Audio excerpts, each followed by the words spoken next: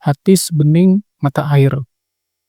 Kebetulan di cover depan itu ditulis ya, manajemen kolbu ala Mesir ya.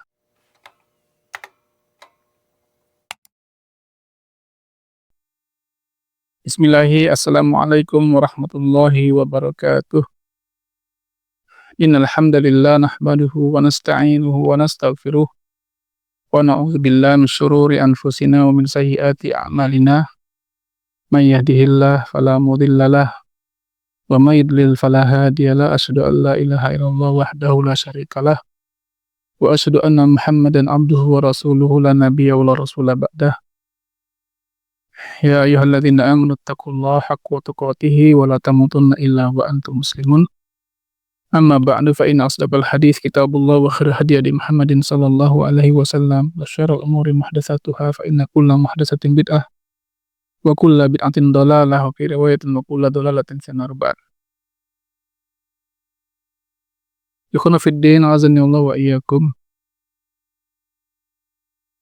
Kita kalau faham tentang bagaimana luasnya ilmu Allah Subhanahu wa Ta'ala ya.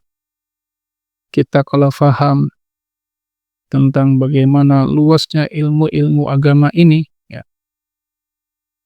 Itu seandainya kita memfokuskan diri kita belajar satu disiplin ilmu saja, misalnya kita cuma belajar tafsir gitu ya, sampai mati kita gak akan khatam tentang tafsir ini, karena begitu luas ya, begitu banyak kajiannya, begitu banyak para ulama menulis kitab tafsir ini ya.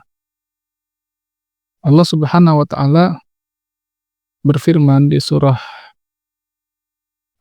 Al-Kahfi ayat 109 ya. Qul law kana al-bahru midadan li kalimati rabbi lanafidal bahru qabla an tanfada kalimatu rabbi walau ji'na bimithlihi madada.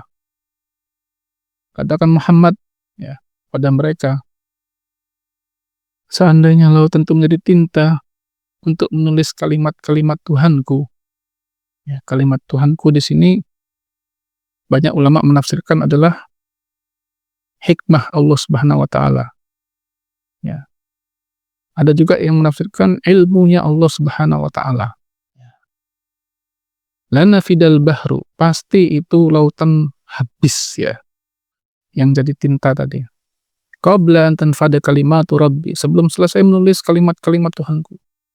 Walau ji'na bimithlihi madada, walaupun kami datangkan lagi satu lautan menjadi tintanya.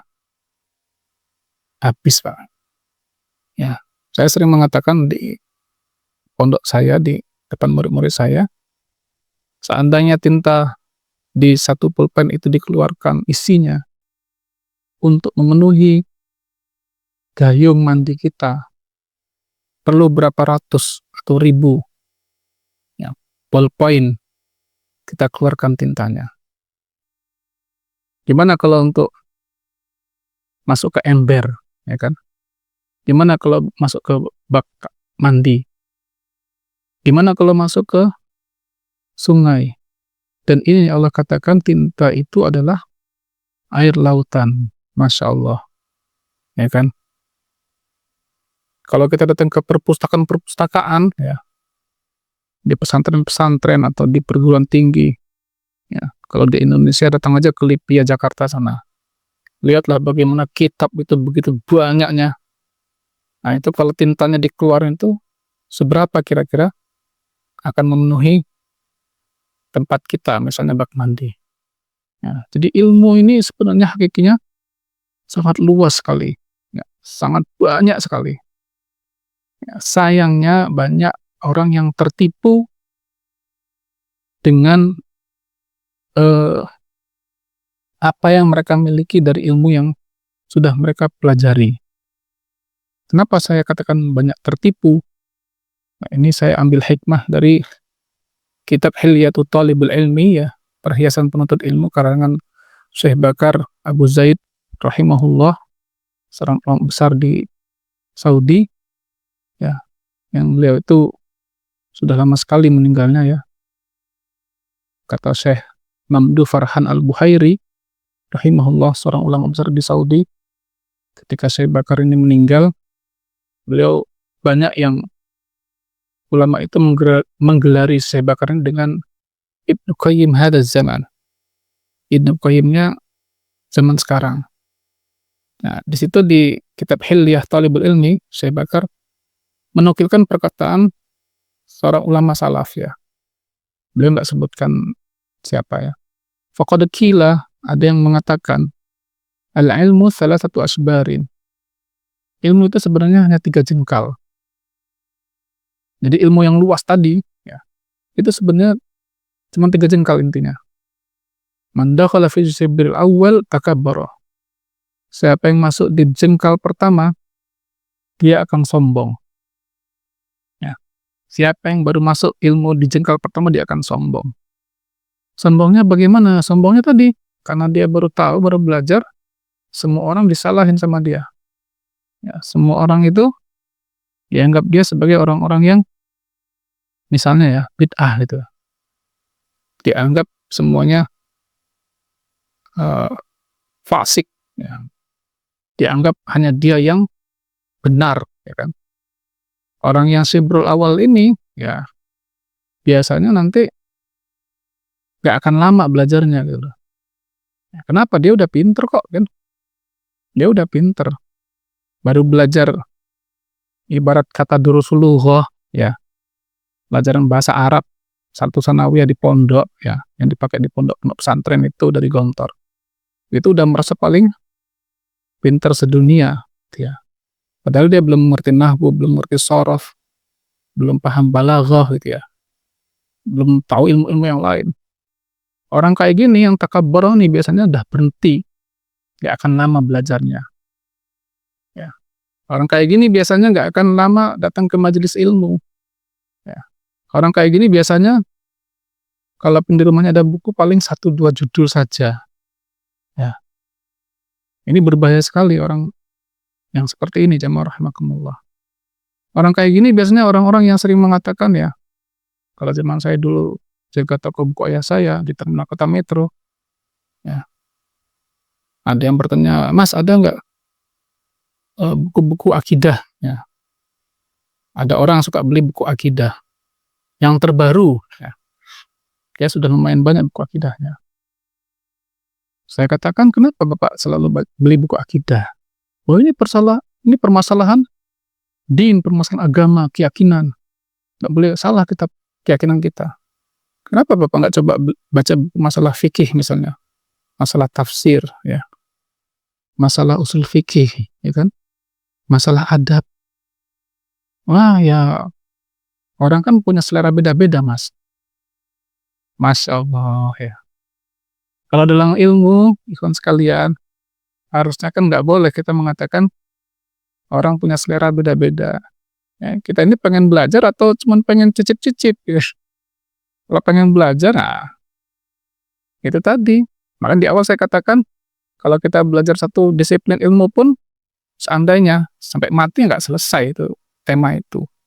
Artinya memang luas. Makanya kita kalau bisa mencoba mempelajari berbagai macam disiplin ilmu, walaupun mungkin hanya sedikit-sedikit yang kita dapatkan. Ada perkataan seorang ulama salaf yang sangat bagus yang mengatakan, al-ilmu la yu'tika ba'dahu hatta tu'tihi kulluka. Ilmu itu tidak akan memberikan dirinya kepada Anda setengah saja, sehingga Anda memberikan seluruh hidup Anda kepada dia. Nah, berapa waktu yang kita serahkan untuk ilmu ini? Ya kan? Berapa jam kira-kira baca buku kita sehari? Ya, kata Syekh Ali Hasan Al-Halabi rahimahullah, salah satu muridnya Syekh Albani, ya, ahli hadis paling hebat abad ini, guru kami Syekh Albani itu kalau baca buku sehari 16 jam. Siapa di antara kita Pak yang baca sehari 16 jam? Nih, orang yang jengkal pertama ini orang yang paling berbahaya ini. Biasanya ngomongnya paling pintar, fatwanya paling cepat keluar, ya. Menurut saya, bagi saya, kata dia, tanpa menyebutkan satupun dalil-dalil dari agama. Ya. Nah, kalau dia mau belajar lebih dalam ya.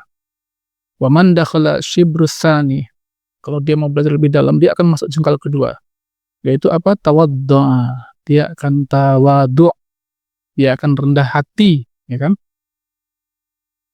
Dia belajar terus, dia hadirin majelis ilmu, dia beli buku yang banyak, ya dia bermuzakarah, menanyakan berbagai macam masalah kepada orang-orang yang alim, ya kan? Nah, dia nggak menutup dirinya dari hanya satu disiplin ilmu, ya kan? Dia nggak menutup dirinya hanya membaca buku-buku ulama tertentu. Nah, dulu juga ada kejadian di toko ayah saya, maunya baca buku-buku Syekh bin Baz, ada nggak yang terbaru? Ya, sekitar tahun 2010. Saya bilang, "Syekh bin Baz sudah lama meninggal, Mas." "Kapan meninggalnya? Kok nggak dengar?" "Ya tahun 2000 ya." Syekh bin Baz itu bukunya nggak begitu banyak. Kalaupun banyak dalam kitab-kitab Arab, terjemahnya nggak banyak itu ya. Kenapa Anda nggak coba baca buku-buku terjemahan ulama-ulama lain gitu loh, ya kan? Pernah ada seorang kawan itu mampir ke toko kami, ngelihat bukunya Syekh Amru Khalid, ya, orang Mesir, yang memang banyak menulis masalah-masalah hati, ya. Syekh Amru Khalid itu nulis buku judulnya kalau nggak salah Qalbul Mukmin ya. Diterjemahkan itu oleh Pustaka Aqwam, Hati Sebening Mata Air. Kebetulan di cover depan itu ditulis ya, manajemen kolbu ala Mesir ya. Kawan ini mengatakan ini manajemen kolbu ala Mesir ini nggak sunnah, ini berarti nggak ala Nabi. Masya Allah, antum belum baca kok sudah meramal, bagaimana Mas? Mas, kata saya, coba buka dulu, lihat dulu. Kayaknya kalau orang Mesir banyak nggak benernya, Tat. Haula wala quwata illa billah. Bagaimana ini mau dapat ilmu orang kayak gini ya? Dulu dikisahkan Imam Asy-Sya'bi rahimahullah, ya, pernah ketika sholat Jumat itu terlihat sangat serius memperhatikan khotib yang sedang berceramah. Khotib itu usianya sekitar ya mungkin 20-an tahun. Imam Sya'bi sudah hampir 60. Selesai Jumatan ditanya oleh teman-temannya, "Kami lihat Anda kok serius mendengarkan ceramah anak tadi. Ya, bukankah isi ceramahnya biasa saja?" Kata Imam Sya'bi, "Ya, saya serius mendengarkan khutbah dia karena dia yang berbicara di depan saya gitu loh kan. Saya harus menyimak perkataan dengan baik. Dan siapa tahu ada hal-hal yang memang belum pernah saya dapatkan." Masya Allah, adabnya ini Pak. Kalau kita sekarang bagaimana? Ada khotib Jumat, ya, khotib Jumatnya masih muda, kita udah senior 50-60 tahun, pura-pura tidur kita kan, pura-pura ngeliat jam, nggak ada adarnya. Imam Sya'bi ini udah 60 tahunan, si khotibnya baru 20 tahunan. Ya, kata Imam Sya'bi, sebelum dia lahir ya, saya udah paham isi ceramah dia gitu loh. Tapi apa, ini penghormatan saya kepada orang yang berbicara di depan saya. Ya, siapa tahu tetap ada ilmu baru. Ya, jadi orang kalau mau belajar lebih dalam dia akan masuk jengkal kedua, itu tawaddu'a. Kalau mau belajar lebih dalam lagi dia akan masuk syibrus salis, jengkal ketiga, yaitu apa? Alima annahu ma ya'lam, dia akan sadar bahwa dia itu sebenarnya nggak tahu apa-apa. Ya kan? Kenapa? Ya semakin kita banyak belajar, banyak baca buku, banyak menghadiri majelis ilmu, ya, banyak menghadiri daurah-daurah, ya kan? Kajian-kajian para ulama, sadar kita ini belum ada seujung kukunya dengan mereka semua. Makanya Allah sampai mengingatkan di surah Yusuf ayat 76, wa fawqa kulli dzi ilmin alim. Dan setiap orang-orang yang berilmu itu ada lagi yang lebih tinggi ilmunya. Masya Allah. Mudah-mudahan Allah berikan kita taufik ya untuk selalu cinta kepada ilmu ini, ya, selalu memperdalamnya, mendekat kepadanya, dan mati di atas ya ilmu yang kita pelajari ini. Barakallahu fikum. Lebih kurang mohon maaf. Assalamualaikum warahmatullahi wabarakatuh.